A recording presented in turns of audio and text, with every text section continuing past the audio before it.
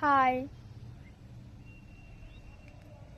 এই বিকাল টাইমে এই ছাদে এসে মানে বসে একটু চা খেতে এত যে ভালো লাগে, মানে কি যে একটা শান্তির জায়গা বলে বোঝাতে পারবো না।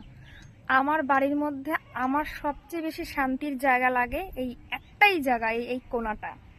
এই কোণাটাতে আমার রিলস বানাতে ভাল লাগে, এই কোণাটাতে আমার বসতে ভাল লাগে, চা খেতে ভাল লাগে, গল্প করতে ভাল লাগে, সব মানে এত শান্তি এত শান্তি, মানে বাড়িটার মধ্যে কোথাও নেই, এখানে যা শান্তি আছে।